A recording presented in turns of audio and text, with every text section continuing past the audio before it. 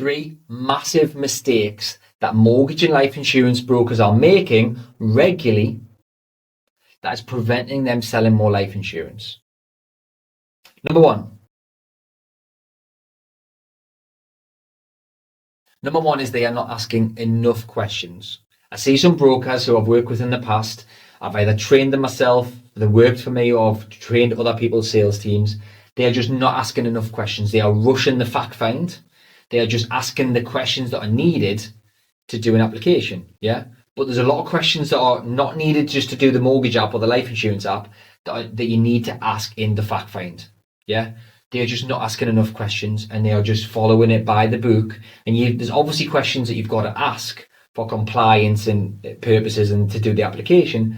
But there's certain questions that you have to ask to do this properly. They're just not asking enough questions. Number two is they rush the close. So what they'll do is they'll do the full fact find, they'll get to the end, they'll present the product really quickly and say, well, this is what it does. It pays 100 grand if you die, 50 grand if you get critical illness, pays the mortgage off, whatever. It's rushed. What you should be doing, you should be spending time on your close. You should be explaining to them, this is what it does, this is what it pays out for all these reasons, all these different illnesses. This is why I think you need it. This is what you could use the money for. This is why other people just like you take it. This is what it's going to cost. This is the T's and C's. This is the features and benefits. You're not rushing the close. You're selling.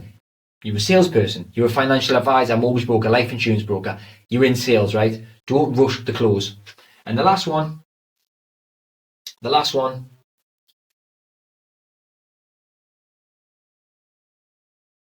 they are not creating enough desire. They're not identifying the problems, the pain points, the pleasure points of the customer.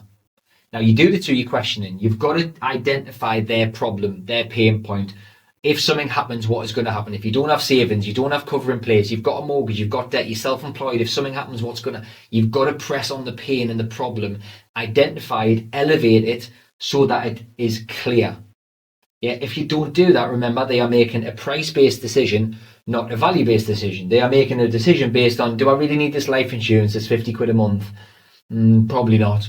If you take them there and you make them realize, like, if shit hits the fan, you're in trouble financially, then it's like, which one am I going to go for? It's not, am I going to go for it or not? It's which one. Yeah. And you can only do that by creating enough desire, identifying the pain and pleasure points and the problems that the customer has, and presenting a solution. Yeah. The only way. And if you're not doing any of those, you will not sell as much life insurance as somebody that does. Crack those 3 and you're going to sell more protection, 1,000,000%. If you want more tips like this, join the Wealthy Advisors Club, 7-day free trial, loads of this. I'll see you there.